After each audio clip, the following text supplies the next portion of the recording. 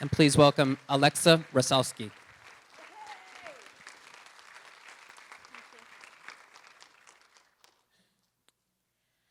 On the surface, I seem like a normal American teenager. I go to school, hang out with my friends, play some sports, and spend way too much time on the internet. But beneath that seeming normality, everything is not okay. I've never attempted suicide, but I've considered it.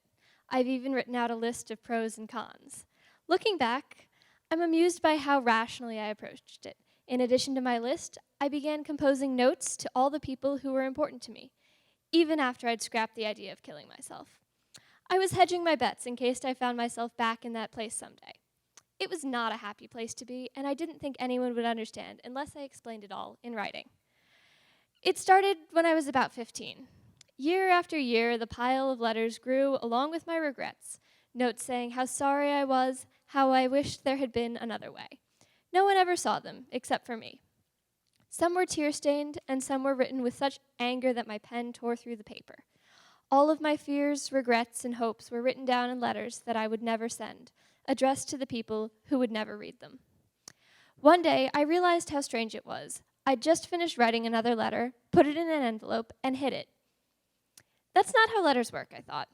I was compiling a diary of depression under the guise of letters to friends, and it wasn't okay.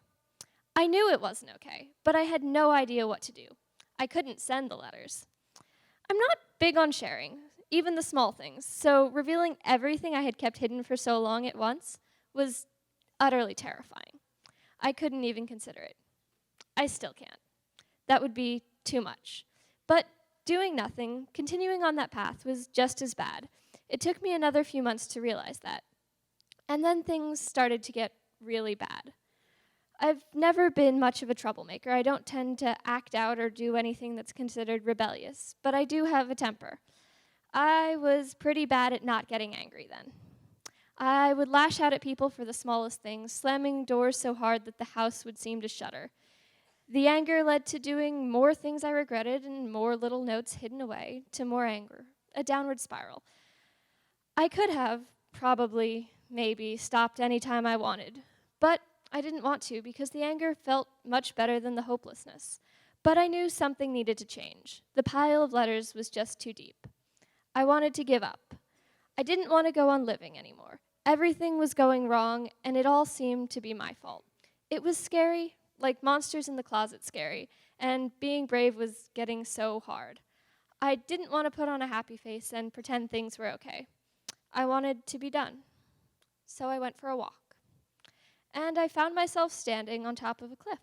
It was a long way down, and I felt calm, happier than I'd been in a while.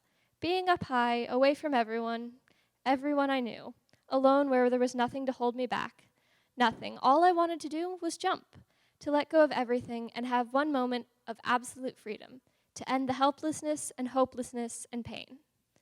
It was the first time I'd felt at peace in a long time, and I didn't jump. I wanted to, but I didn't.